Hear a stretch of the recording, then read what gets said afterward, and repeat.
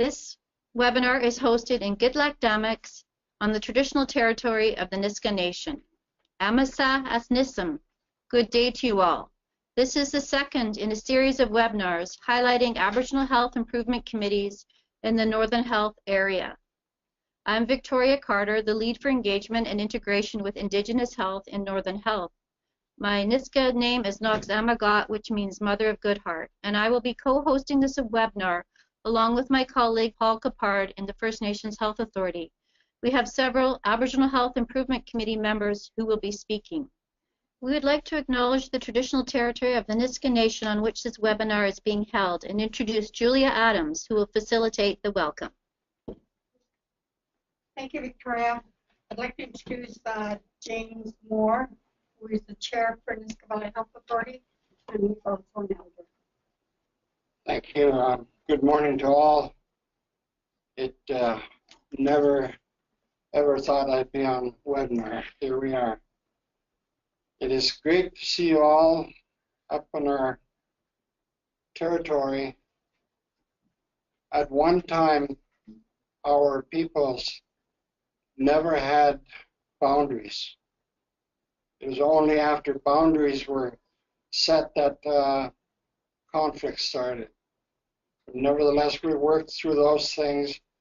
We've recognized each other, and I see some friends from different nations here today. Welcome to our territory. I hope that you can take the credit for the sun being out today. It is so beautiful, and rightfully so. Again, welcome. Enjoy your sightseeing. The people here in the whole 4 villages of the Nass here are very, very busy.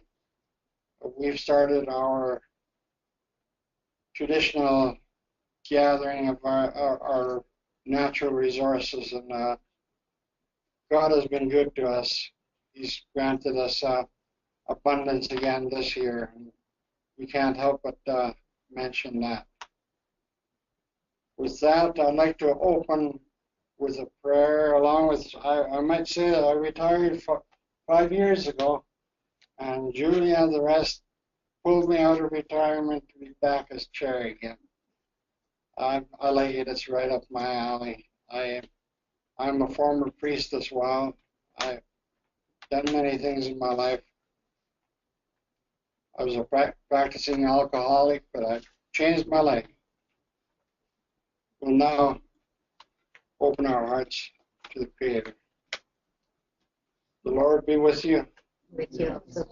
We chalach from Samal Gudats and the Hagi. Who action the action with the Santoys, Cassandra, the Maid, with the Polak, the Shamin, Nain and will the Amalay to go, Nain and will the Ronach, Hogahoa. When I honest, you come to your house, what we can take see it sat on. Agnet Ninwadi, Ginaman Amago Lodi, Ludius and the Gamgan Samagati, the Mulad Amul Dieti and the Laskun. Lamja and all the Avanach to the Atlas, Panastiguan, Panasi to the Yoke and the Duck. Yates and the Gamgan, the Yaks and the Sequenskin, the Dachgaden and the Penmark, William. Nicolat, Lance, I mean, Nainaman and Wakeman, so the Wat and the War, who and I'm like, and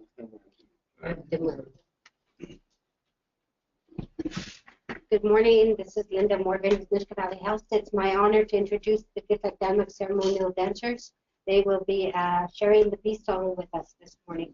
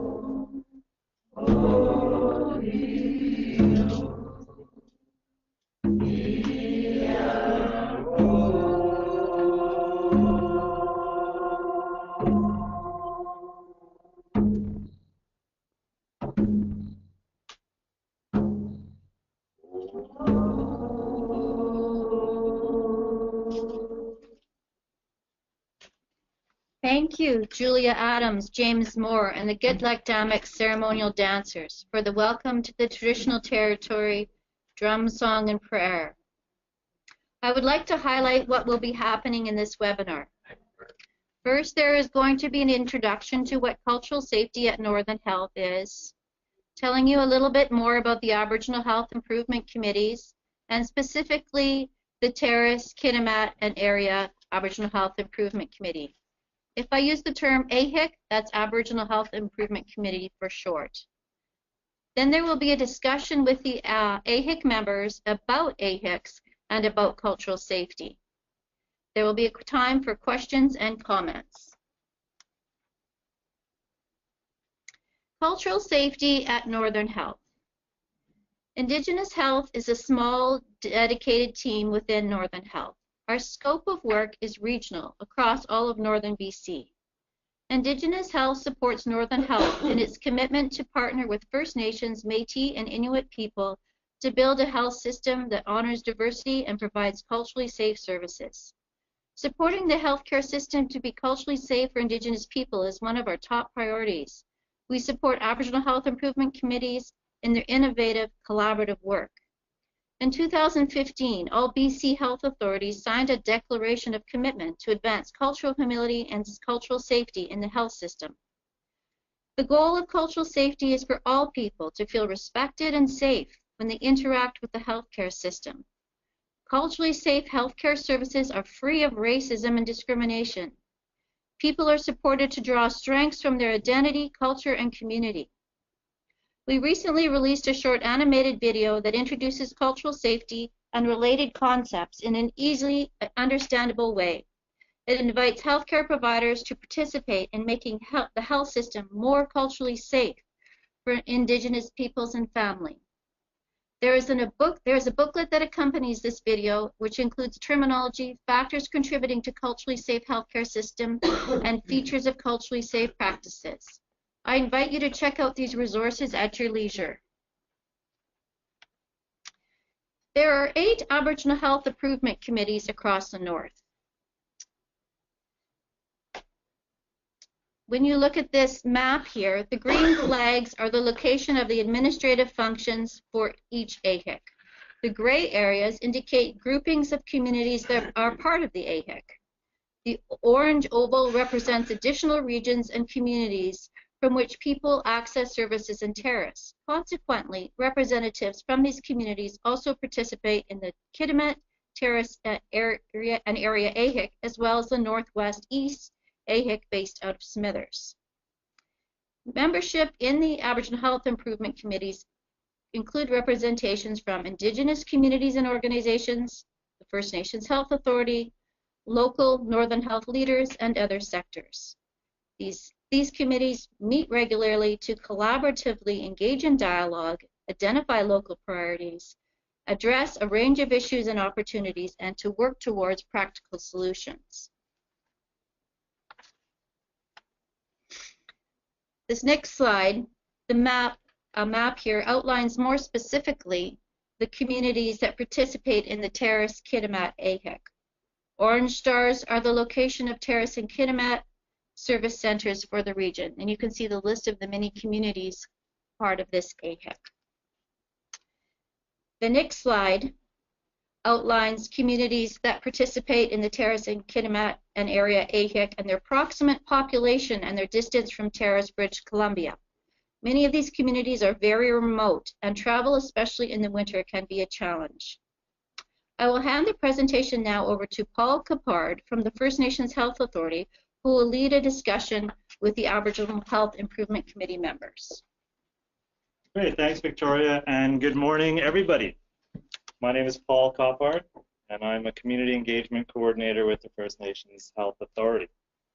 Thanks to the Aboriginal Health Improvement Committee for the opportunity to participate in this informative webinar, to James, our elder today, Julia Adams, and to the Nisga'a Nation and Nisga'a Valley Health Authority for hosting this gathering on Nisga'a territory here on a very beautiful day. My role is to assist with presenting each question for members to respond. The following questions are up on the screen, and they're the questions that were felt to be most useful for those new to what the AHIC is. Questions are, how does this AHIC contribute to cultural safety and quality of care in Northern Health? If I were a new health practitioner coming to your community, what would you like me to know?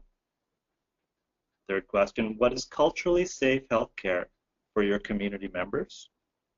And the last question, what are some accomplishments or highlights for this AHIC? The primary focus of this webinar is on cultural safety. Culturally safe healthcare is defined as, in brief,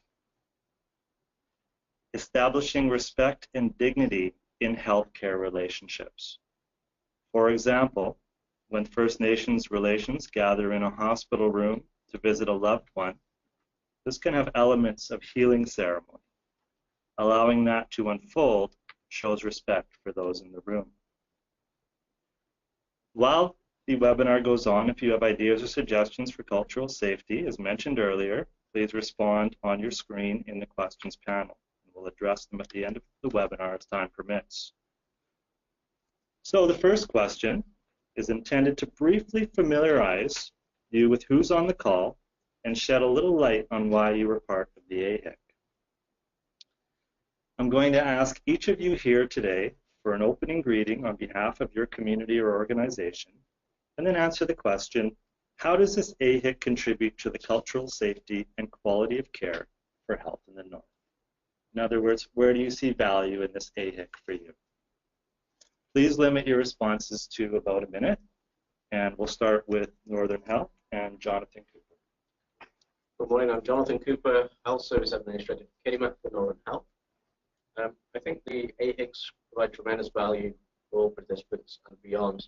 I think crucial are the conversations that we have around the table, and certainly the lens of mutual collaboration, problem solving, and actually understanding challenges within the healthcare environment. I'm very proud of the resources that we've also created collaboratively over the last couple of years, particularly around aspects of education and somebody coming into healthcare or understanding the system, and how can we look at providing resources to them to support that work. I think another key aspect of the work we do around the table is that when we've had the conversations around the table, we're able to take that perspective back to frontline staff and have those conversations as well, so that cultural safety is one lens that we use in our daily practice. Thanks, Jonathan. And now over to you, Julia Adams. I am Julia Adams. I represent Nisga'a Valley Health. There are 4 communities, Kitimat,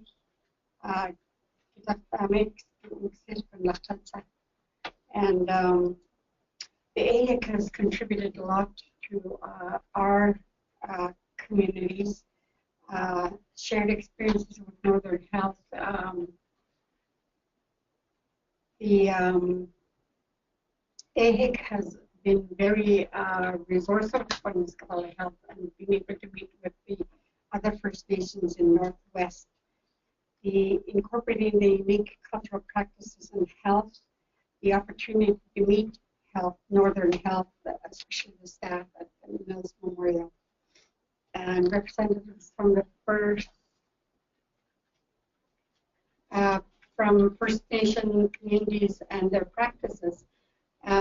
We're happy that we can share our culture, the Nisga'a culture, with other communities in Northwest.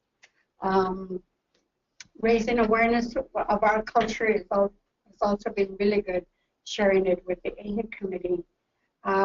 We use the publications that are on the website from AHIC, and that has been very helpful for Nisga'a Valley Health. The AHIC provides us the opportunity again to meet Northern Health Administration. That has been really helpful for us, and I think we review how we can collectively improve the programs and services that Northern Health provides. And one of the big ones for us, and we're still working on that, is mental health for our people. Thank you. Great. Thanks, Julia. So it sounds like a very active membership, really focused on action. All right. Over to Verna Howard, speaking on behalf of the First Nations Health Authority. Good morning, everyone. I'm Verna Howard. I'm the Community Engagement Coordinator for the Gitxsan and the Wet'suwet'en area. I work with 8 First Nations communities. It's Morristown, Hagoget, Sigadat, Kispiaks, Gitmax, Gitsigukla, Gitundat, and Gitmeow. So those are the 8 communities I work with as an employee of First Nations Health Authority. And with regard to how the AHIC contributes to cultural safety, this has actually given us the opportunity as First Nations to engage with the hospital system and Northern Health throughout the region. We have never had that previously, and this is really the engagement we have at the table is really productive because we have a lot of tasks that arise from the discussions that we engage with, and when the issues that come to the table are usually from the communities that bring forward to the health service administrators and the staff at the hospital area, and then we have problem-solving opportunities to work together and identify what our priorities are as a group. We're a large group because we have the Nishka, we have the Tahltan, we have the Gitxsan, the Tsimshian, and the Gitxsan in our community engagement. So there's various priorities, so we have to all sort that out at the table and provide everyone the equal opportunity to share what we would like to see happening for our communities and our health services. So that's it for me. Thanks, Verna. It's always good to see, before the meetings and after the meetings, with all those faces present, a lot of business getting done before and after the meeting too, and putting faces to names. Now over for an introduction to Shirley Nicol with Mills Memorial Hospital. Good morning. My name is Shirley Nicol, and I'm the Director of Care at Mills Memorial Hospital based out of Terrace. Great. Welcome, Shirley. We also have Lloyd McDames, and at the risk of putting you on the spot, Lloyd, can you hear us, and is your mic on? Lloyd is the Aboriginal Patient Liaison for the region. So we're going to welcome you, Lloyd, onto the call.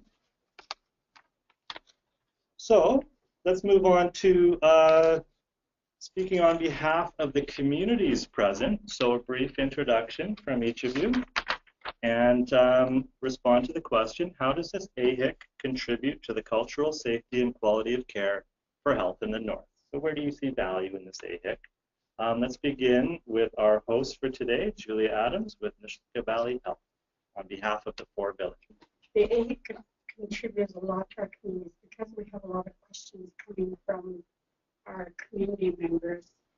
We bring the concerns to AHIC each time that we meet, and the cultural safety is very important to us at all levels with health. One of the ones that stands out here is when there's a death and the coroner, people wait around for a long time for the coroner, but when the coroner arrives and does the work, he then recognizes the family members and asks one of the elders to pray right before the body leaves this health center. So cultural safety is very important to us at all levels with our doctors, our nurses, and continue to get questions from our people and our board. Our board is very, very active with community members. And then we bring those concerns to the AHIC. AHIC plays a big part in how we deal with health issues. Thanks, Julia, and thanks, Julia, for being willing to wear 2 hats today, speaking on behalf of Nisga'a Valley Health and speaking on behalf of the communities. Over to Vicki Russell. Vicki Russell, Health Lead for Gilda. I'm, in terms of the difference that AHIC is making for Gilda, one of the many things that has been happening in Gitsan country is, or in Gitulak also, is educating our people about Northern Health. Fairly new because to us, because Prince Memorial Hospital has always been under the United Church of Canada. And so it's been just over a year since that transition took place. And the other piece is not only are we teaching Northern Health about who we are, but we are also learning about Northern Health and what they have to provide to us.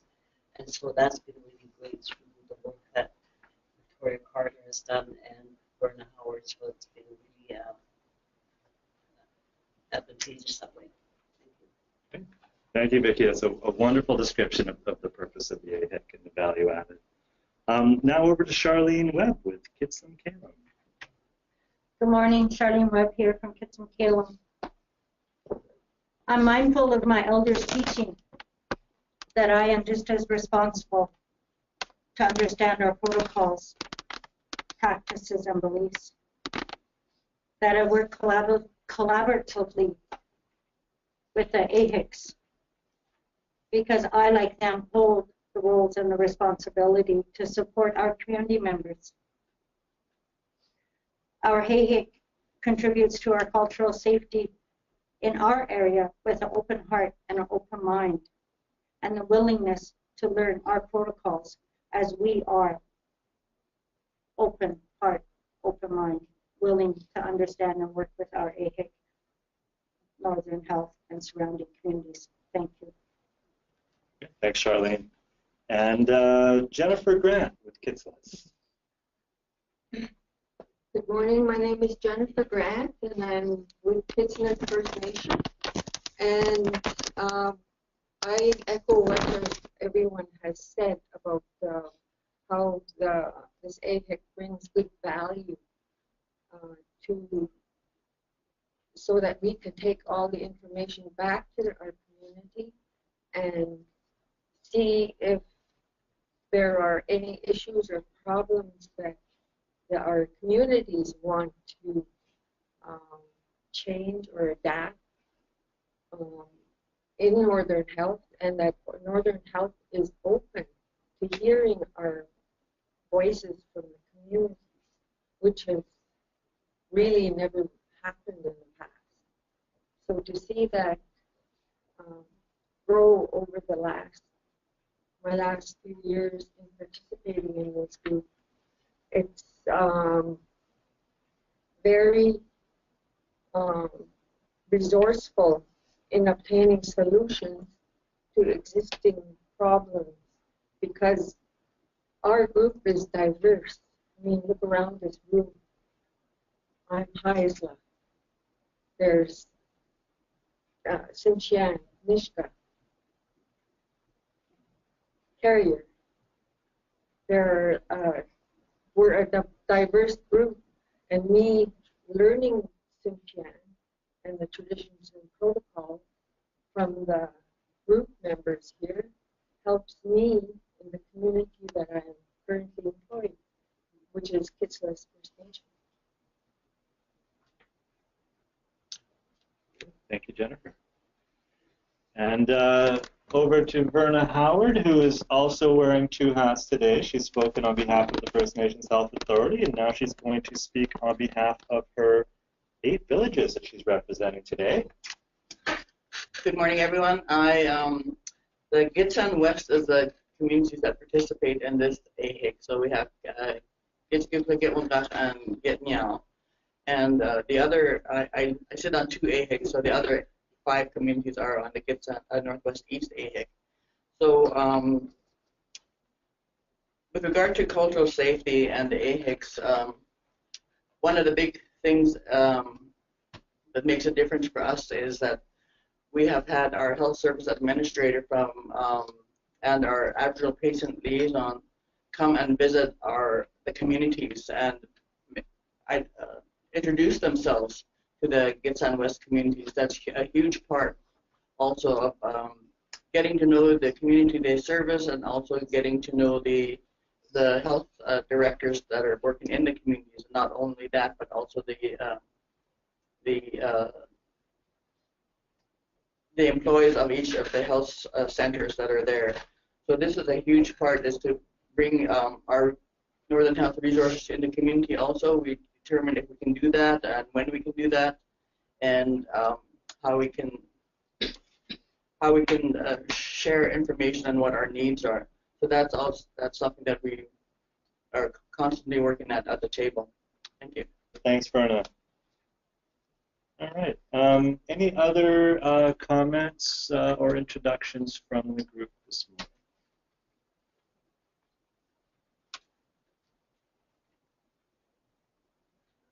All right, we'll move on to the second question. We find there's a lot of curiosity with new health practitioners in particular coming to Indigenous communities. They want to know what they can expect that experience to be like and how best to deliver effective health services. This question is intended to provide health practitioners with a sense of what's important to communities, to help inform their process when they're coming to a community for the first time. So the question to the panel this morning is, if I were a new health practitioner coming to your community, what would you like me to know? And in the interest of time, if you could please keep your response to about 5 minutes, give or take. So let's begin with Linda Morgan on behalf of Nisga'a Valley Health Authority. Good morning, Linda Morgan, Nisga'a Valley Health Authority. The Nisga'a Valley Health Authority would like new health practitioners to know the people who we are as Nisga'a people and the communities we serve. We have 4 communities in the Nisga'a Valley, as Julia mentioned earlier, and we are interconnected by family, our nation, and our will.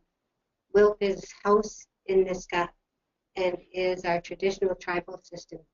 We have 4 tribes in the Nisga'a Valley: Laskeek, Eagle, Ganada, our Frog Raven clan, Discas, our Killer Whale, and Lakaboo, our wolf. Within our tribal system, we are matriarchal, and we have maternal and paternal responsibilities in all aspects of our lives. So for an example, when we have an emergency at Nisga'a Valley Health Authority, or if we have a death within the community, we have large groups of family that gather.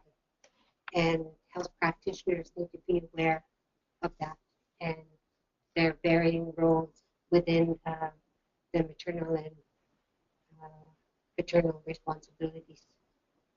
The Nisga'a Valley Health Authority would like new health practitioners to understand the vision of the Nisga'a Valley Health, to be familiar with our Nisga'a Nation Health Plan, our chronic disease management plan, and our goals in primary health care, all toward becoming a healthier nation. That's our utmost goal, is toward becoming a healthier nation and increasing the quality of life of our people. We'd like new health practitioners to understand the programs and services that we deliver and how we work together at all levels to improve and strengthen the health of Nisga'a people. For example, we're moving toward all our departments being able to chart on our electronic medical record system. Right now, we have our home care workers who are able to chart in the electronic medical record system. And our health practitioners, both our nurses and our doctors, can see their charting, and they can flag or task in the EMR when there's anything concerning with the health of our home care clients. So we're moving toward really holistic care in all departments, and we are hoping to have our CCHRs and our mental health workers also being able to chart in the EMR. We'd like our new health practitioners to understand our non-insured health benefits program, particularly our formularies in medical supplies and equipment and in our prescription drugs, to understand the processes, especially for exceptions that are made. It's really important for them to be familiar with those processes. We'd also like our new health practitioners to understand our Saint-Killam goal, one heart, one path, one nation, and how we strive to work together as a nation in all organizations and as communities to improve the health and quality of life of our people. we continually strategize toward meeting those goals. Finally, we have people in our community who are struggling, and no matter what, each and every person in our nation matters. So it's extremely important for new health practitioners to treat our patients with respect and dignity, to understand who we are as Niska, culture, the land we live on. All of these are extremely important to us. We also would like new health practitioners to be compassionate. I have a story that I'll share in closing. When I broke my wrist a few years ago, I had surgery in Kitimat and I woke up with an external fixator on my wrist and my arm. It was so shattered that they had to put an external fixator on my wrist and arm. I stayed in Terrace that night and I ended up in emergency at Mills Memorial Hospital. It was really quite late and the emergency doctor there was so caring that when she, after she had given me a needle for pain, she sat beside me and she held me in her arms while I cried because I was in such extreme pain. I've never in my entire life experienced that with any primary care provider. And that's what we strive for that compassion. We don't expect new health practitioners to hold each and every patient, but be mindful of the struggles and to show that compassion and respect towards them. Thank you. Thanks, Linda. I know those of you on the line can't see, but there's a lot of nodding heads. So I think you hit on a lot of good high points for a number of communities with that. So Vicki Russell with Kitwanga, what would you want a new health practitioner coming to your community to know? A lot of the new people that come to the area, like a new health practitioner, do not know about who we are, that we are a structured society. We have social structures, we have protocols, we have our fee system. And I think for new people, and including the health practitioner, needs to know not only what we're about, but also to learn about the approaches and to learn about our traditional beliefs, our traditional methods of healing, and our traditional medicines. I think those are key. For the most part, too, is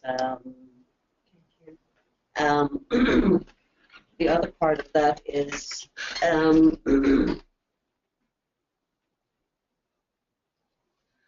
a lot of our elderly still speak our language, and there are some that do not understand sometimes what the professional is asking them. And in some cases, we need to have interpreters. And the one that I came across just recently has to do with DNR, do not resuscitate. And that is something that we do not ask our own people, because it feels like it's a heartless question to ask. And so I'm not too sure. I've actually talked about it with some people where, what is it that we say to people when the doctor asks, well, do you want DNR when the time comes? And what do we say to the elderly? He said, do you want us to revive you? Should you quit breathing? These are the types of things that I'm talking about when I talk about approaches. That's just one example. And with you sitting there shaking your head, it doesn't necessarily mean you agree with me. It just means that you're acknowledging what I'm saying, right? And that's what physicians do. They just automatically assume that you're saying yes to what they're recommending. That doesn't necessarily mean that we're agreeing to the medical methods that he's talking about. So those are the examples that I have. Yes, we do need to be mindful of, or the health practitioner needs to be mindful of who we are, what we're about, and basically to deal with our elderly with delicate hands. Thank you. Thank you, Vicki. Some really good stories coming out from the room. So over to Charlene Webb with Kits and Caleb. Thank you, Paul.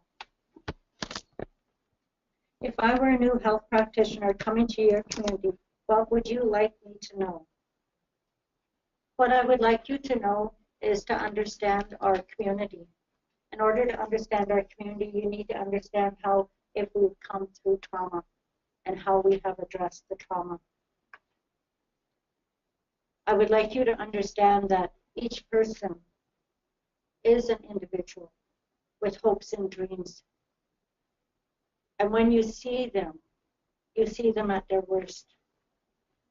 We're in crisis mode when we see you. We don't make clear decisions because of the crisis mode. That's why we have our Father Clan supporting us. They are our ears and our eyes, and they can ask the hard questions.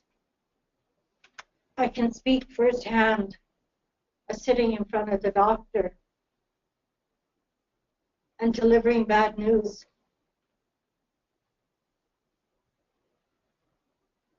I can tell you that I do not remember the conversation I had with him. I do not know the care plan after because I could not hear what he was saying, the shock that he delivered the news. I can say firsthand that if given the opportunity, I would have brought someone with me if I'd known what was coming down. And that's part of understanding our community, our protocols. Each clan, each house has a spokesperson. What I'd like the health professional to do is to connect with the family to identify who the spokesperson is. And the family knows wholeheartedly who that person is and their roles and responsibility. Once you're able to connect with that spokesperson, you're going to alleviate a lot of the questions of what ifs and what's going to happen next. That's empowering the Father Clan to play their role and to fulfill their responsibilities. Also understand that we entrust in you, our loved ones, that we respect the patients around them, and we're mindful that not everybody is understanding of our protocols.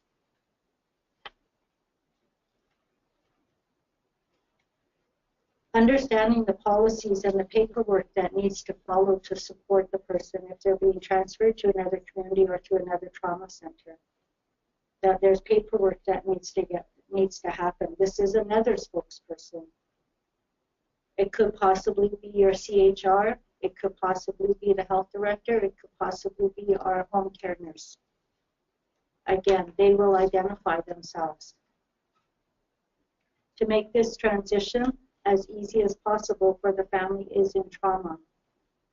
And having them worry about the paperwork with patient travel, with family connections, having someone arrange those things, alleviate the problem, and staying focused on the health and wellness of the family member. Be open-minded to ask us if we are using traditional medicine. And to understand that we do have choice between Western medication and traditional medicine. I think the biggest key is to find out how we have addressed trauma and understand that each person does have a spokesman, be it in our clansmen, our family, immediate family. Ask those open-ended questions. Thank you. Great, thanks Charlene Webb from Kits and Calum. So a theme that sounds as if it's emerging is that an understanding of the clans, the protocols, and the hierarchies is important for health practitioners, and that it is okay to ask for more information about how that system works. So over to Jennifer Grant with Kitimat. The thing that I think that would be important for the health practitioner coming into Kitimat's community, and what we would like them to know, is that a lot of us grew up with traditional foods, and they were plentiful. A lot of us had no issues with our health. We had good diet. We didn't eat a lot of sugar, and we depended on the land. So traditional foods today are not as readily available. If it is available, then there are people around the community selling it, and a lot of people can't afford it. So diets are based around cheap foods. They don't get the proper nutrition. And for the practitioners to know this when they're getting angry with their diabetic patient, that they're not following their diet. Sometimes it's due to lack of money. So food security is a huge issue. And I would also like them to know the mental health issues and where a majority of them stem from is residential schools. So learning about residential and how it has affected us intergenerationally. Like they say, it takes 7 generations for something to correct itself. I am 3rd generation, and I still don't see any improvement. So the mental health issues that all of our people are experiencing, especially those that end up in the downtown homeless sector of Terrace, they may be from communities, they may be in the cost of housing. There are a lot of social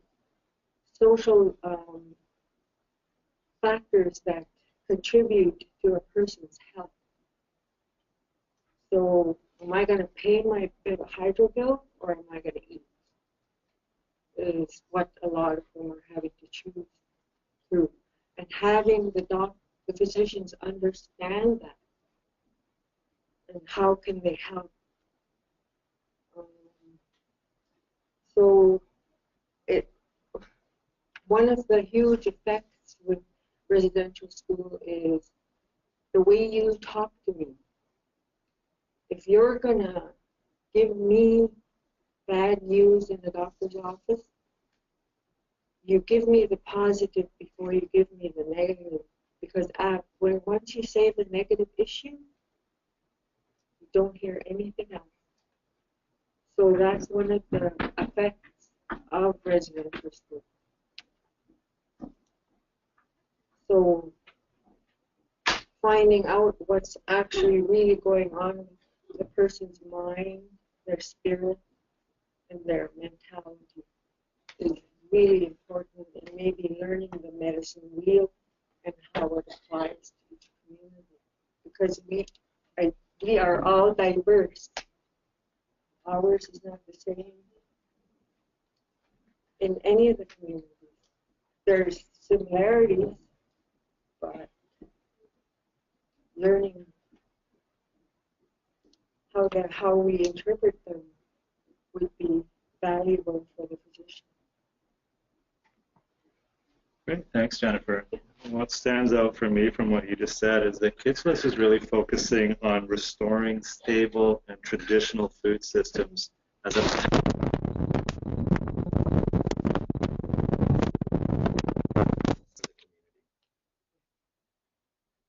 All right, and over to Verna Howard. Good morning again. With regard to any new practitioner coming into the First Nations communities, I believe a big thing to get to know is if you're not familiar with the area, do contact your local community engagement coordinator. Otherwise, you'll probably be lost and heading to another community. That has happened often in our area. People bypass the community and then they're wandering, down Highway 16 or Highway 37 or wherever, and they haven't found their way.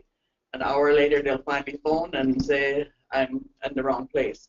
So do contact your local community engagement coordinator because you will be far better off with your community engagement coordinator's help to guide you to where you need to go. And also, we have two systems of governance, I guess, with healthcare in our area. We have the band. Some communities are in the band system under their band governance, and also some communities are within their own health authorities. They've established their own health authorities, and they have their own health boards. That's a huge difference in terms of how to contact your health services in First Nations communities. Some may have to contact the local band office, or some may have to contact the local health authority themselves. There's a lot of misunderstanding out there that where people are contacting only the band offices and not the health authorities in the First Nations communities. So learn what if you're going into a community, find out if they're under the band system or if they have their own health authority established, because then they're governed under their own health board system or under their own society. So that's something that you have to understand also. And as an AHIC here, we did create a health directory, to assist with health practitioners coming into the community. There is a directory that's available on the Northern Health website, and these have been circulated to the First Nations communities also. So do navigate the Northern Health website because you can find that directory there. And also in my area, my community engagement area, which is the Gitxsan and the Wet'suwet'en communities, we have our Wellness Task Force Committee is in the process of finalizing their local directory there. So that will be available also with your local, through myself, the community engagement. So contact me if you're in the Gitxsan and Wet'suwet'en area, and I'll provide that to you. And when coming into community, best thing to do is prior to getting there, try and connect with someone who speaks the language and learn a few basic greetings in the language. Because when you come into community and you come in with a basic greeting of hello or good morning or how are you, then you're pretty much welcomed right off the bat. That brings smiles to people's faces that understand the language, and they embrace you readily when they hear that you've made some effort to learn the basic greetings of their language, their first language. So communication is a real huge thing, how you approach it. Talk to your local community engagement coordinator or to your Aboriginal patient liaison. They'll connect you with the right people in the community. And what was mentioned by Vicki earlier, she mentioned that there's communication styles. When First Nations nod, it's not necessarily to say yes. It's basically to acknowledge that they are listening to you. So that's a huge thing. There's been so many physicians and nurses that come in the area that have had great misunderstandings, thinking that they understood how they're communicating with the First Nation people, and then they go away thinking they've accomplished what they've had to do, and then they come back, and then the same issue is still there in front of them when they come back. So do try and learn the communication styles of the First Nations group that you're working with. That will also eliminate the language barrier that's there, because some people do speak their first language is the first language is how they would think in, but that's not how they, and so it takes a little longer to communicate in the English. The translation to English is a little bit longer because you're thinking in your first language, and then you're trying to communicate do a bit of a translation, and then you're trying to communicate it to others. So that takes a bit of process also. So it might appear that some people are like slower in communicating with you, but basically they're just trying to translate. They think in their own language. So that's something you need to be aware of also. And when coming to the First Nations community, it's very welcoming. A lot of the communities in my area are very welcoming. Everybody looks busy and doing their own job, But when you, if you happen to come upon a health center and they're having a health fair or they're having some kind of a workshop or whatever, you'll be bound to find food there.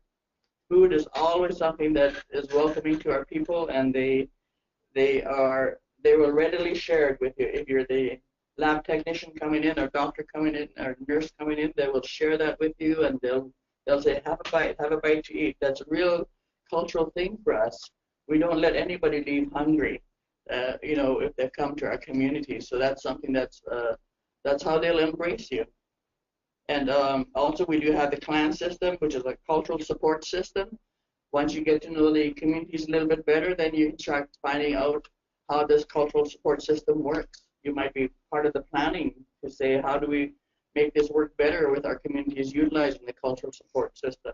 This is something that we're in a process with now with some of the work we're doing with the AHIC, and that's really a huge deal for us right now.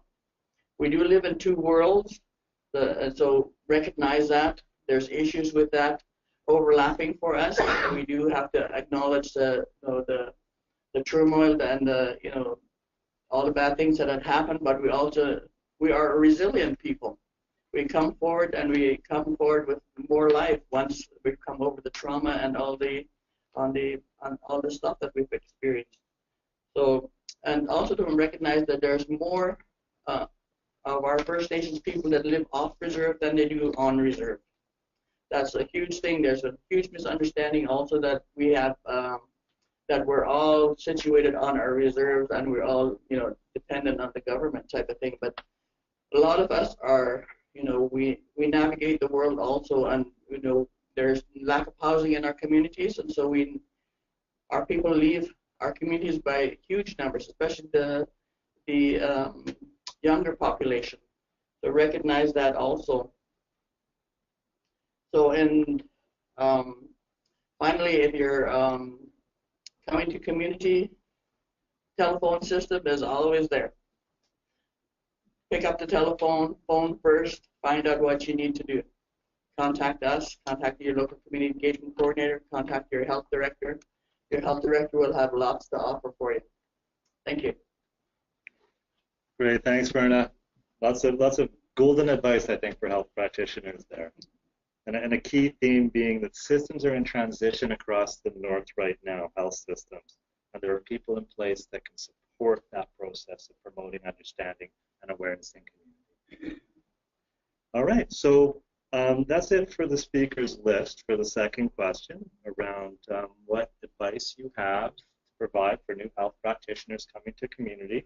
This is an open-ended opportunity for anyone here on the panel to add anything else they'd like to add.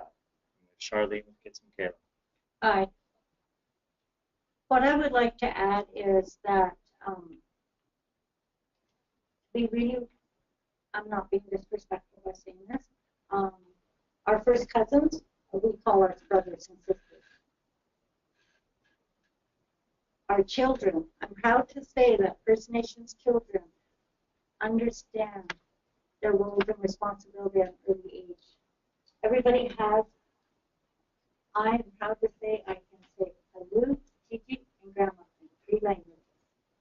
And when we identify the person as either a grandparent, the traditional name is used, and then their English name is added. So in my language, Alu Charlene, grandmother Charlene. My husband's language that I'm learning is Gigi Charlene. That we teach our children who the person is and their name, and that they belong, if they belong to our father clan or to our mother clan. So our First Nations children learn our, it's not just mom, aunt, or uncle. Everybody has a role and a responsibility. And in my language, the carrier language, just so you capture how we have 94 ways to say blueberry. So it depends on what you're doing with it. And that's across the board with all First Nations. We have different ways of expressing a grandparent, a parent, the foods we eat and how we eat it or how we're prepared.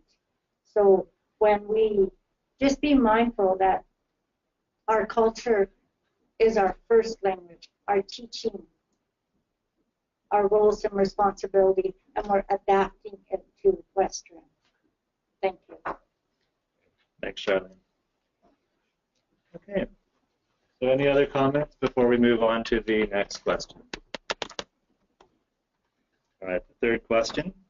It's generally well understood that the conventional worldview on health and the indigenous worldview on health are quite distinct. What's less understood is what culturally safe healthcare looks like for indigenous community members participating in the health system. In order to support a respectful and productive client-patient relationship, more insight is needed. So in the past few months, the Kitimat Terrace Aboriginal Health Improvement Committee has heard many quality examples of what culturally safe healthcare looks like. Maggie, I'm looking at you. Just recently. This is an opportunity now for listeners today to hear some of them. So please answer the following question. What is culturally safe healthcare for your community members? And we'll begin with Maggie Patsy of Nisga'a Valley Health Authority on behalf of the village. Thank you, Jonathan. Cultural safe healthcare is a continuous conversation. It's an ongoing and continually evolving process of engaging with our community members. As we approach the preferences of each of our unique cultural sensitivities and competencies, we need to be able to safely adapt to have our culturally safe healthcare needs met. I wanted to share with you an example of a personal example of a time that I had with my mother-in-law. She's now passed on to the spirit world, and the travel that we took with the paramedic was actually her last trip out of the valley. As we got into the ambulance, the paramedic took the time to ask her a question, and what he asked her was to share with him 3 things that were important to her on her travel into the hospital. And she responded by saying to him, "That's really neat that you want to hear from me and that you're asking me that." She shared with him that she was looking for comfort so that she could focus. She was looking for respect. She wanted to connect with the land, and she wanted to be treated with dignity. As she was going through her very sacred time,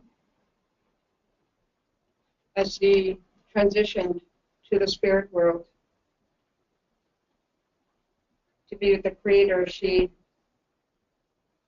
wanted to be sure that what she was walking through was done with her respect to herself and the journey that she had lived through. He responded by turning the temperature down so that she could be comfortable. Her body temperature was quite high. And so that she could connect with the land, he found a way to stop on the lava beds. He gave her the time to connect back with the land again.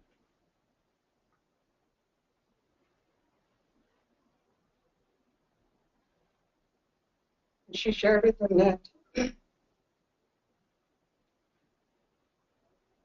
that she was going through a very sacred time, and that her understanding of what it was that he was giving her, the ability to connect with her Creator, gave her that moment that she would leave with. And she thanked him for giving that time. Our people understand that cultural practice is critical during illness and death. It's as critical as birth and the life that we live. And how we leave is as sacred as how we live. And our family was deeply honored by the gift that he gave her.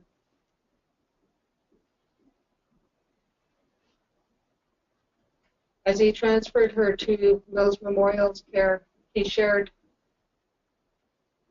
her understanding, was shared with the providers that were taking her.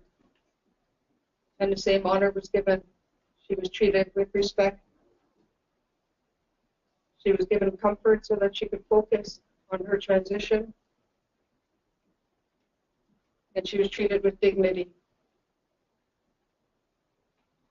So the cultural safe healthcare is a continuous conversation that happens between healthcare providers and individuals. We each have unique understandings of what our cultural awareness is and how we adapt to modern healthcare. So the conversation does need to be continuous. We need to continue to work together to be able to walk together, be able to deliver a diverse healthcare system that will meet all the needs of our people. Thank you. Thank you, Maggie, for having such a powerful voice on this very important question. So over to Vicki Russell with Kitwanga. Thank you. Health and safety. One of the things that I think that the system, the modern system, is not familiar with is our beliefs.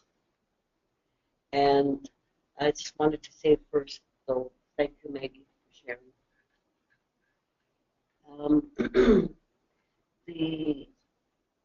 What the people refer to our body as our people refer to it, and in the Bible it refers to us as being temples.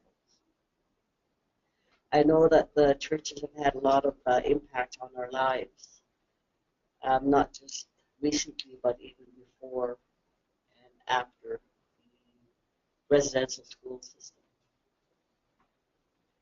And when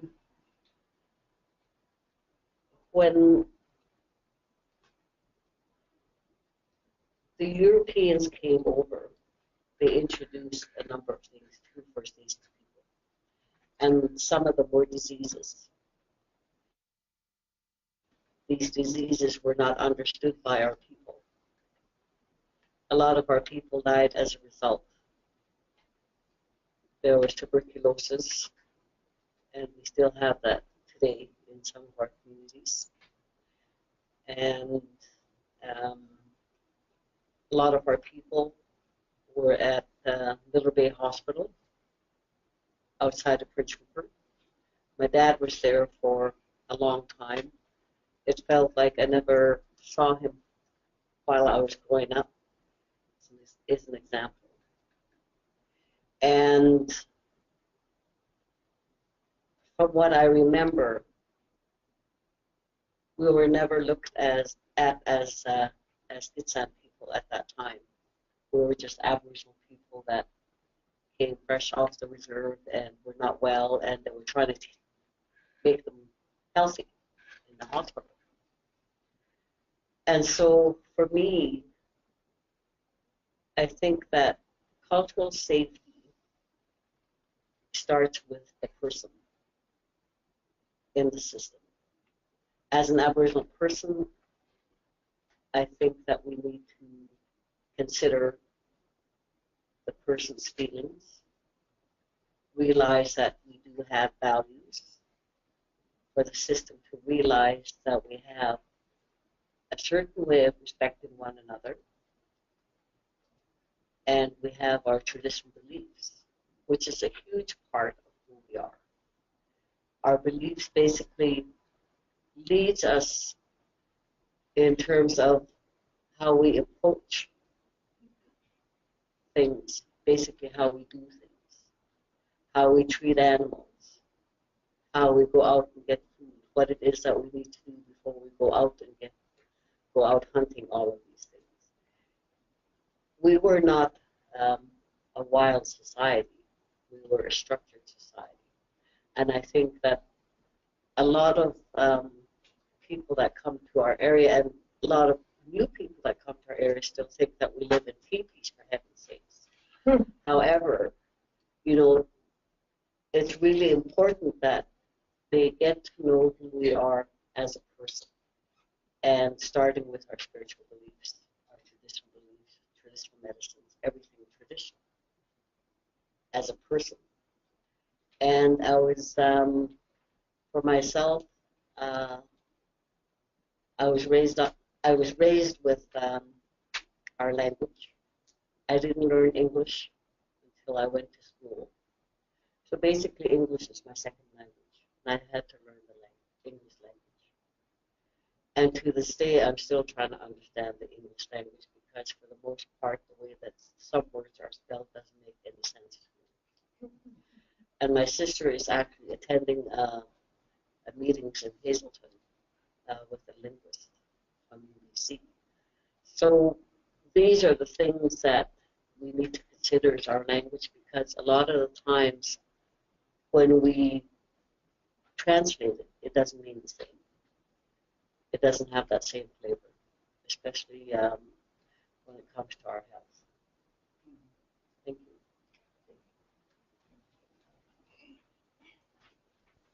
Thank you, Vicki. So we've heard from Nisga'a Nation and Gitwanga. Now we're going to hear from Charlene Webb at Kitimat. Thank you, Paul. I'm mindful of the time, so I'll be brief and short, which is very unusual for this carrier woman. Cultural safety, health, and our health care for our community members is respecting one's beliefs, values, practices, and protocols for each of us at a different stage, and the willingness to adapt to meet the needs of our clients. Thank you. Thanks, Charlene. And I think we were right on schedule. I don't think we could have planned it better. So we'll carry on with Jennifer from Kitimat. I'll try to be brief too. So learning our traditional protocol is really important, because we are losing our knowledge keepers. We are losing our elders, they're passing away, and we are losing language, and culture needs language. Is defined by you being able to speak. We need to document, and we need to record our elders that we do have remaining, so that our children, and we also have to take the initiative to try and start learning. Like some of the bands I know are the council. They start with the council. They speak their first words in the meeting are spoken in their language, and that's huge for some of them, because some of their counselors are really young. So we have the responsibility, and we need to learn from our history to be able to understand our own culture and tradition and beliefs. Thank you, Jennifer. Okay, and over to Berna Howard. With regard to cultural safety, culturally safe health, I believe especially in this area, the Northwest area, you need to recognize that we are matrilineal, but we also have a clan system where we have chiefs, matriarchs, wing chiefs, and we have a go-to person, which is usually the spokesperson for the clan. So first and foremost, you have to recognize that when you address anybody in the First Nation within the hospital system or the healthcare system, you may be addressing a chief or a matriarch or a wing chief. So that if there's anything miscommunicated or handled wrongly with them, then you've really, really disrespected them. So some people, no, we don't come in with suits, and we don't come in with, big, really finely dressed to go to our appointments, but you need to indicate, to show what level we are within our traditional system, in our clan system. I myself, I'm a wing chief in our house group, the next in line to be the chief for our house group. So within the Western system, you wouldn't know how that works with your Western system, right? So you have to learn how to engage with the Western system and the local culture of the First Nations. Recognize those, and also when we, although we have different people that have different levels of understanding with our language also. Because of the residential schools, there are some people that do not understand the language. And there's also the elders that really understand the language and are really fluent in it. But then we also have the younger kids who are still just learning that. So there's various levels of communication also. To note that when you're communicating with people, not everybody is all on the same level with their communication. And with when engaging with the First Nations group you're working with your collaboration, planning, and implementation, engage utilizing their culture. They readily embrace their culture when they gather. People gather in hundreds of numbers. Hundreds of people will gather when their culture is being utilized. But if it's a Western system that you're using to gather, then you'll be lucky to get 10 or 12 people, maybe 20 people. But if you use the culture, then you will have hundreds of people show up. So that's really important with planning with health programming also. Let culture be the basis of the program planning. That is where you start from, is the culture with your planning. You don't start with the Western system in planning the health programs and services at First Nations community. You start with the culture of the First Nation group you're working with. This is a huge part of creating understanding between the Western world and the First Nations community. We've done some of that work with the AHICs, and that is developing the couple of videos with the Terrace AHIC. We had the Gitchan cultural practices on birth that we've put out so that the health professionals at the hospital system will understand why people gather at huge numbers when there's a birth of a Gitchan person. And then we've also got the cultural practices on terminal illnesses and deaths. And that video was created by the Nishka, the Tsimshian, the Haisla, the Tahltan, and the Gitsan First Nations groups. So everybody has their own way of handling things. All the nations have their own different cultures and how they handle their, certain issues. If it's death or critical illness or anything like that, there is a support system in place. Would activate itself before you come. As soon as something happens, it activates itself. Everybody knows. They just start carrying out their roles. So be aware of that, and once you're aware of the culture and that there's some system that you have to be aware of, find out how it can help you and the work that you're doing with the communities. Thank you. All right. Thanks, Vern. I think you raised some very key points, and it could actually be future webinars built on a lot of the points that have been raised so far. So before we move on to the next question, it's an opportunity to open this to the entire panel for final comments related to this question: what is culturally safe healthcare for community members? Julia. I just wanted to share a lot of the stories trigger black emotions, and we've experienced many deaths either at home or at the hospital. One of the ones that stand out in my mind is when we took my late mother, to Prince Rupert, to visit her cousin, who she actually called her sister. And And the next day, we hadn't expected our aunt to pass away, but she did. So Prince Rupert Hospital was very respectful with the different family groups that came in to say their goodbyes. And that really touched me because my mom and her children were the last ones to enter the hospital room with our aunt who had passed away and say our goodbyes. And so the hospital didn't move the body until all family members. And she's from Kitimat, which is a long ways to travel.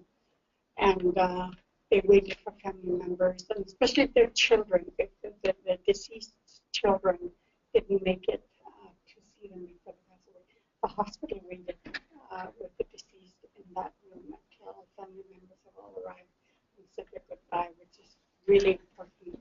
And also understanding the role of the paternal family, because they're called immediately when there's a death, and then they begin to do their work as a paternal family. So I think there are more protocols and stories that could be told, and for our health practitioners to understand the cultural practices of our different nations. So thank you. Great.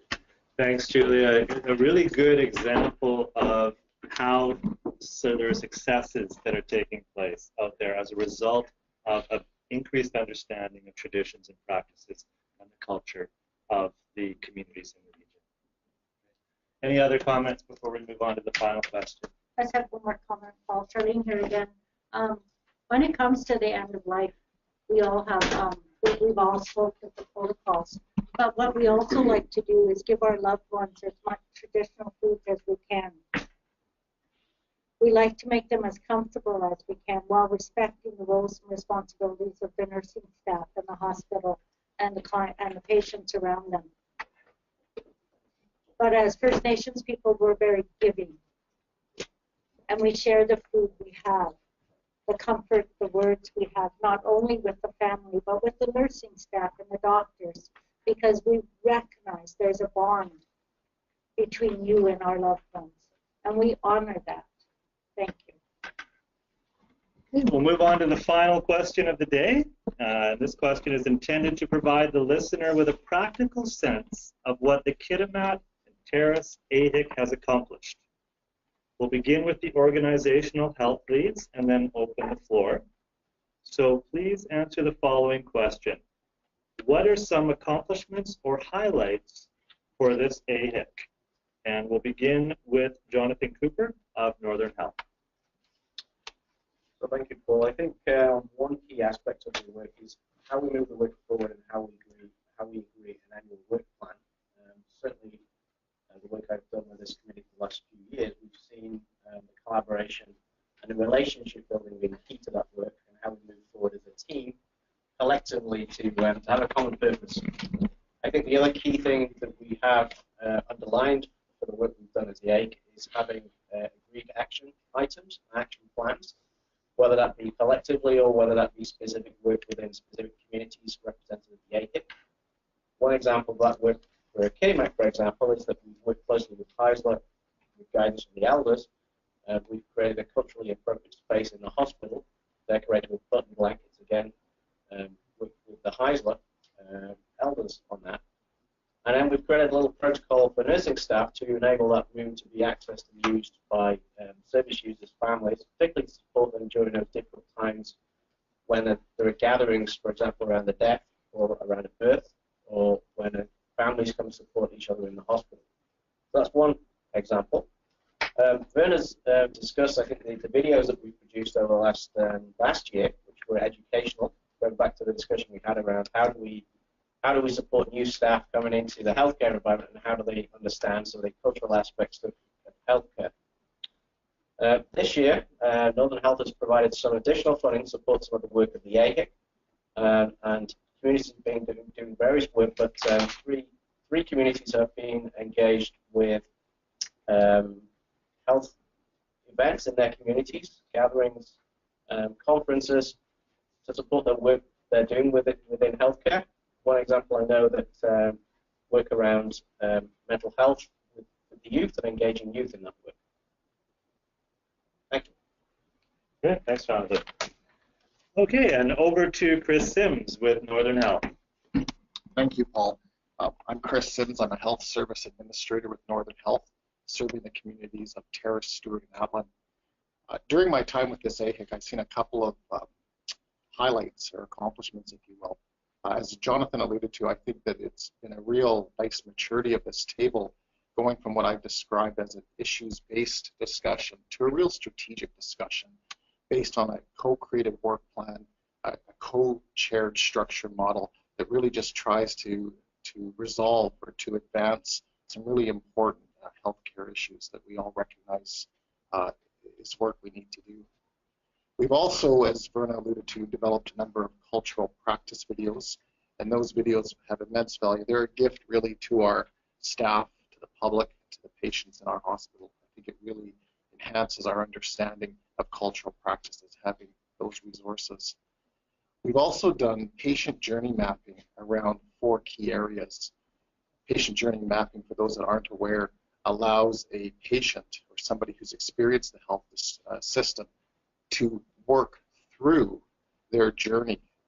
And we've been able to do that with maternity, looking at prenatal, maternal, and postnatal experiences. We've done patient journey mapping with people experiencing an ER visit. We've looked at elders being discharged from an acute care environment and going back to the community and what that looks like for those individuals. We've also done patient journey mapping around mental health and substance use, which was quite insightful. And the last item, which I don't necessarily think was a direct work item from this AHIC's work plan, but we've heard that how we engage with patients in certain areas of the hospital could be enhanced. So under that advisement at Mills Memorial Hospital in the medical imaging and the emergency room department, our staff lead out with the NOD acronym, which really stands for Name, Occupation, Do. And our healthcare providers are looking to on a more consistent basis to say their name when they approach a patient, their occupation, and what they're going to do with that patient or do to that patient or with that patient, so that the patient understands the type of health services that will be coming their way. And that does often allow for a conversation to occur up front with the patient, and questions then can be addressed in a way that probably wasn't there before without that approach. Thank you, Paul. Great, thank you, Chris. All right, and over to Verna Howard. So what one of the projects we've had as an AHIC was the mental health process mapping that we held in Gitskukla. This was for the Hazelton area process mapping. And although we've had a number of people that work with the First Nations community, because we're really totally surrounded, it's just like 6 Gitsan communities, and a lot of people are already have been working with those communities for a number of years. They have not really familiar with the resources that are in those communities. So we did some mapping and for that, and to share what resources are available in the First Nations communities and resources available outside of the First Nations communities, just to identify the gaps that exist there.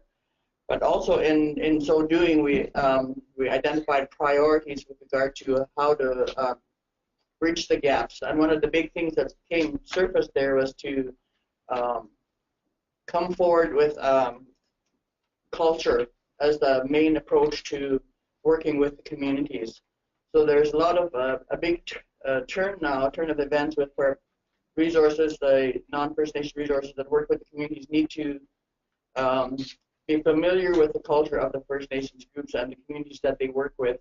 And so there's a huge learning process that's coming around with that.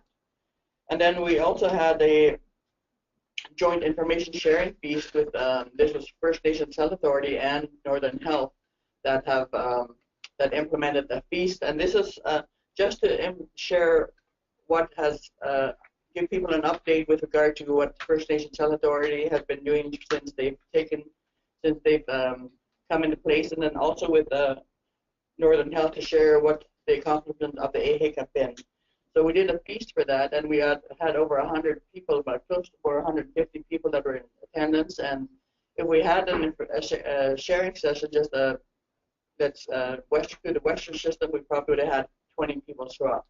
But we had 100 plus show up for that information sharing piece, and that was a huge turnout. And people were then informed of First Nations Health Authority and also of Northern Health. So that's huge. And we also have a project that we're underway with the Gitxsan West communities, and that's reigniting Gitxsan culture with mental health. So we have a working group that's working with that, funded through the AHIC funding. It is a huge opportunity to work with the First Nations and continue supporting the culture with the work that we do. Thank you. Thank you, Verna. All right, any other thoughts or comments from the panel in terms of the accomplishments of the AHIC? Charlene. Hi, Charlene Webb here, Kitimat. Some of the accomplishments we have when it comes to First Nations community, how we conduct business. Culturally speaking, we welcome you into the potlatch house, into the feast hall, and we feed you. So, and then we conduct business once everybody has a full tummy. I partnered with Dr. Linton from Terrace. Terrace is a teaching hospital for some people may not be aware. And we have 4 of the interns take part in our luncheons that we have in our community. Prenatal, elders tea, and diabetes. They take part, they're participants. They're learning our protocols, they're learning the family dynamics. They're also asking open-ended questions. They're really eager to help us build a smokehouse. And I'm working diligently to make that happen. Making these connections with the interns coming into the field has empowered our community members to engage with our doctors on a more personal level so that they understand their family dynamics, their practices, and their beliefs. And our community members are very open for this opportunity, and I found it very helpful for our frontline staff to have the interns present. They've taken part in our health fairs. They've taken part in, they gave a presentation as requested from our community members. So what I do, I take a look at how I can partner with Northern Health, and I validate it from the questions from our community members.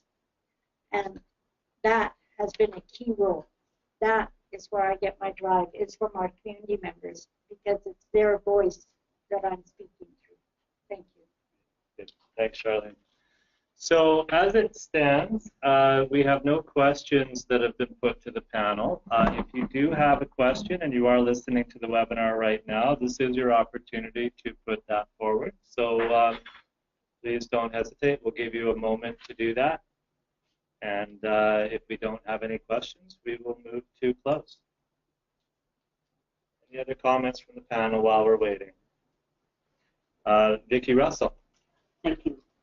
One of the things that that was not done this morning after the welcome by the Nisga'a representatives is to thank them for welcoming us onto their land.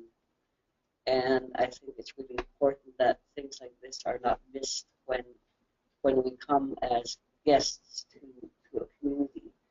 And that's one of the protocols that we have. We do not ignore the people that have invited us to their community or to their lahipa as we know it.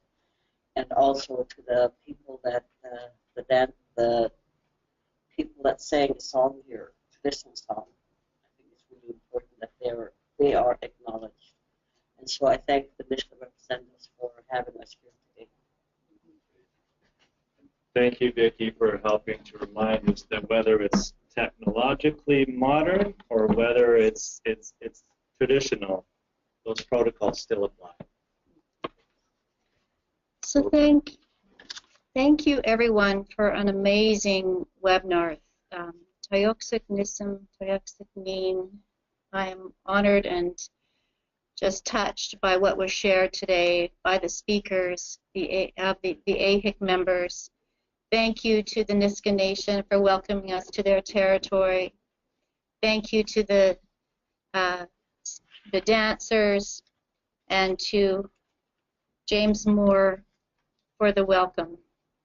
We would like to move to a closing, but before I do that, I would like to let you know that if you have any more information, you would like any more information on what you've heard today, or would like to know more information about Aboriginal Health Improvement Committees, contact us at the above link.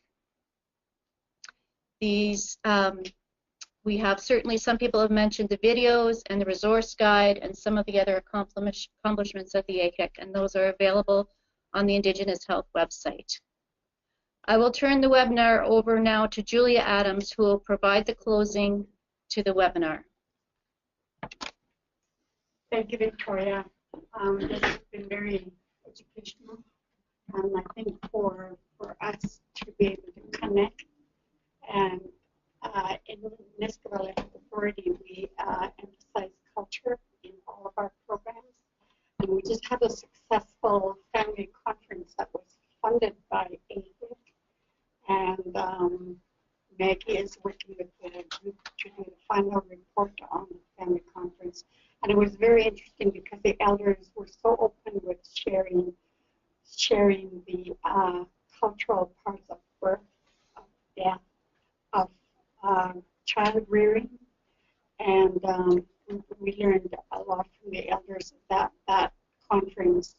And they remind us as health workers never forget the culture, because that helps our people with their mental health and with getting well, and with just being mindful of who they are and where they're from. And one of the elders, who is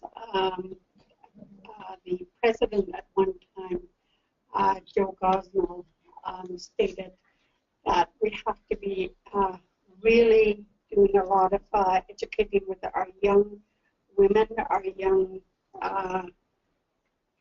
men, that he said it's sad to see that babies are having babies, and that hit us hard, because we need to do more education on prenatal. We need to teach our children of their bodies and how to look after themselves.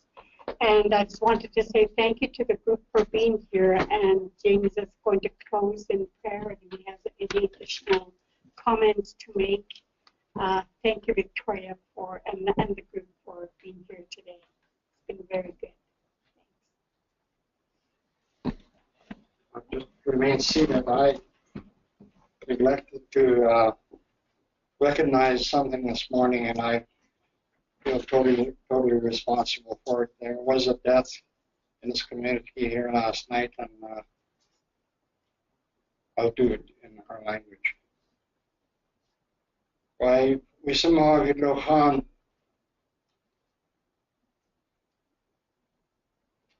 spite candidates yet lagan maxim candidat yet alga kinaskik sa Lily silik skadar to go ikan kilalam Wilson in the dark miles I korkeal and lukas and will we samagit Sam Wilson sometimes samaglaha again samaglaha and samaglaha. I thank you all for indulging. We have to do this at every gathering should one of us expires. I just have to mention that I'm a product of the residential schools. You're wondering why I became a priest. I was abused in school. I was taught to take the high road, to circumvent, not to go through it, partake it, or try to end it. My dad always taught me to go around it. No problem. in that, he says. And the church, our church, the Anglican church, I was re-victimized again. Our training center got closed down. Everything, all the books were given away by the powers that be. And it tore a hole in my heart. The very walk I walked. But I don't hold any grudges. As I left everything behind, I've talked about it. And it's good to see what's happening here today. I'm really glad I stayed, listened to it. It's the time factor given to each speaker, and they were right to the point. And it's good to hear our sisters from the other neighboring, our cousin tribes, we call them, here, strong. I don't see any men. You must be doing something right. So I take my hat off to you. Those of us that can stand, please stand, and we'll close with a prayer.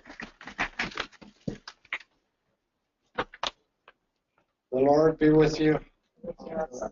We halakyakum smarter in the AHIC. We wax from the action, we disendoy landscapes of gun. All the rumbach, the heart, what we can fix it, sapgun. Iedere aarde hullers bij die consecutief. Lucas en Camp, it's a go. We can have a vandy house. Each of them back from what some hogger. When I learn so mean, then we how what we can fix it. Lachen. Tell Nana and Rafty when I learn as he said.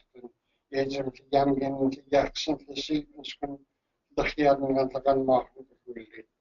And I'm going to my name, Jesus Christ. Don't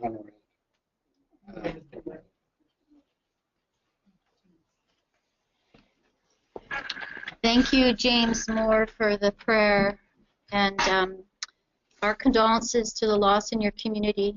Thank you for sharing your personal story and how to move forward in healing. Thank you again to the Niska Nation for hosting, and have a wonderful day. This concludes our webinar.